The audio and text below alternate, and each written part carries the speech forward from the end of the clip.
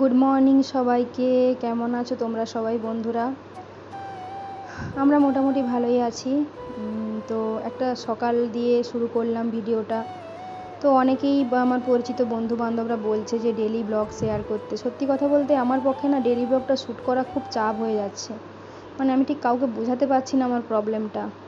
প্রথমত ক্যামেরা ধরে দেওয়া বা আমার ঠিকঠাকভাবে সেরকম বড় কোনো স্ট্যান্ডও নেই। তো সেই জন্য না প্রবলেমটা মানে ঠিক কাউকে বোঝাতে পারছি না, কিন্তু সবাই যেহেতু চাইছে তাই সবার কথা রাখার জন্যই করা। তো সকালবেলা তার আগের দিনেই জামা কাপড়গুলো গুছিয়ে রেখেছিলাম, এগুলো সব সরিয়ে রাখতে হবে। আর ছেলের এখনও স্কুলটা খোলেনি, ছেলে তখনও ওঠেনি, এদিকে ওর বাবা রেডি হচ্ছে স্কুল যাবে। সকালবেলাটা এত তাড়া থাকে না, মানে আমি কোন দিকে যাব কি করব সব দিকটা মেনটেন করা খুব চাপ হয়ে যায় আর কি। তো তারপর আমার একটু সকালবেলা বুস্টিং ওয়াটার খাওয়ার থাকে। তো কদিন ধরে মেথি আর জিরা খাচ্ছিলাম জলে ভিজিয়ে। তো তারপরে অনেক কিছু জোয়ান, মেথি, জিরে, মৌরি, ধনে, কারি পাতা, পুদিনা পাতাকে সব রোস্ট করে নিয়েছি, দিয়ে গুঁড়ো করে রেখেছি। সেটাই আমি সকালবেলায় মাঝে মাঝে খাই। এতে গ্যাস অ্যাসিডের সমস্যাটা কমে, এগুলো সব কমে। তো সেই জন্যই খাই আর কি, মাঝে মাঝে খাই, সব দিন খাওয়া হয় না। তারপরে এই যে গরম করে নিয়েছি, গরম করে এবার খাবো আর কি এটা। এদিকে ওর বাবা খেতে বসবে, আমি তো রান্নাবান্নাও সারছিলাম, সেগুলো ভিডিওটা সবটা নিতে পারিনি, এখানে এক হাতে ভিডিও করা খুব চাপ হয়ে যায়। এবারে যে স্ট্যান্ডটা আছে না সেটা আমার ছোট, তাই আমি সবটাই খুলে বললাম। আমার এখানে লুকানোর কোনো ব্যাপার নেই, আমি নিজের কাজের ব্যাপারে অনেস্টলি কথা বলতেই খুব ভালোবাসি। আমি ফলাও করে বলবো যে আমি এটা করি ওটা করি তাই আমি করতে পারি না ভিডিও, সেটা কখনোই নয়। তারপরে ওয়াশিং মেশিনে কয়েকটা জিনিস দেওয়ার ছিল, সেগুলো দিলাম। তো মানে রোজই কিছু না কিছু তো কাচার থাকে। একটা সময় যখন ওয়াশিং মেশিন ছিল না খুব সমস্যায় ভুগতাম, এখন ওয়াশিং মেশিনের জন্য কাচার টাইমটা আমাকে ওয়েস্ট হয় না, সেই টাইমটাতে আমি অন্য কাজ করি বা আরও আমার অনেক রকম তো ব্যাপার থাকে, সেগুলো করতে হয়। এই যে দেখো, এক হাতে ফোন ধরে আছি আর এক হাতে এগুলো ঢুকাচ্ছি, কারণ বারবার ধরে স্ট্যান্ড থেকে না ফোন করা আমার পক্ষে সম্ভব হয় না। তাই ঠিক কাউকে বোঝাতে পারি না ডেলি রুটিনটা দেখানোটা কতটা চাপের। তাও আমি চেষ্টা করব তোমাদের কথা রাখার।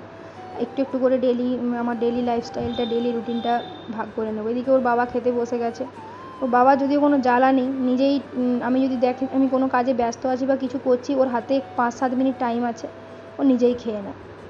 তারপরে না সারাদিন আর নিতে পারিনি, ছেলের পিছনে টাইম দিচ্ছিলাম, এইসব করছিলাম। তারপরে সন্ধ্যাবেলা ও স্কুল থেকে আসার পর একটু আমাদের ভুসিমাল বাজার করা ছিল, সেই জন্য মানে ভুসিমাল স্টোরে গেলাম, মানে যেটা হচ্ছে যে সাশ্রয় বলে একটা স্টোর আছে এখানে, সুপার মার্কেট মতো। ওখানে গেলাম, ওখানে গিয়ে এই যে জিনিসপত্রগুলো কিনছিলাম, দেখছিলাম, নিজেরাই হাসাহাসি করছিলাম, বিস্কুট নিয়ে হাসছিলাম, এটা ওটা করছিলাম আর কি। তো তারপর ছেলের পড়া ছিল, ওকে ওখানে দিয়ে চলে এসেছি আগে, তারপরে আমরা এগুলো কেনাকাটা করছিলাম আর কি। তেল, সয়াবিন, বিভিন্ন রকম মশলা। আমার বর আবার ওগুলো মনে রাখতে পারে না বলে লিখে নিয়ে এসে। আমি না বাজার হাট করি, কিন্তু আমি সবজি মাছটা কিনতে বেশি ভালো পারি, এগুলো অতটা ভালো পারি না। তো সেই জন্য অবশ্য চলো আজকে যখন আমার ফাঁকা আছে তোমাকেও নিয়ে যাই। তো আমি ওর সাথে চলে এসেছি আর কি। দুপুরবেলার ব্লগটা তোমাদেরকে মানে সময়টা দেখাতে পারলাম না, পরে একদিন দুপুরবেলা ছেলে স্কুল থেকে এসে কী করে না করে সবই দেখাবো একটু একটু করে। আমাকে একটু সময় দাও, তোমরা পাশে থাকো, তাহলে নিশ্চয়ই সেই ভরসাটুকু পাবো বা সেই উৎসাহটুকু পাবো, এইটুকুই আশা করি আর কি সবার কাছ থেকে। তারপর এই যে জিনিসপত্রগুলো দেখে দেখে নিচ্ছিল, ড্রাই ফ্রুটস, ভিম লিকুইড, এইসব একটু একটু যেগুলো প্রয়োজনীয় জিনিসপত্র তো আমাদের লাগেই না। তারপরে যে এখানে সবই পাওয়া যায়, ওগুলো নিয়ে কথা বলছিলাম আমরা, যে এখন নতুন আবার এইসব টিস্যু পেপার, প্লাস্টিকের গ্লাস টাস সব এসেছে আর কি। তবে এগুলো সব নিচ্ছিলাম, চানাচুর, বিস্কুট, কেক, ছেলের বিভিন্ন টিফিনের আইটেম, এইসব তো নিতেই হয় অনেক কিছু। তারপরে হাজব্যান্ড সত্যি কথা বলতে ও বাজার করতে ভীষণ ভালোবাসে, দেখে শুনে খুঁজে অনেক সময় দিয়ে। আমারও তো ধৈর্য নেই বাবা, আমার যেটা দরকার ফটফট নিয়ে চলে আসি। ও লাস্টে বসে গেছে, দিয়ে আমাকে জিজ্ঞাসা করছে এটা কি নেবো না কি, এটা ভুটু খায় কি না, এইসব ব্যাপার আর কি। এগুলোই করছিলাম। ভালো লাগে নিজেদের মধ্যে একটু কোনো না কোনো কারণে নিজেদের মধ্যে একটু সময় কাটাতে ভালো লাগে, কারণ সবাই তো আমরা ব্যস্তই থাকি। আফটার অল একজন সংসার, ঘর নিয়ে আর একজন বাইর।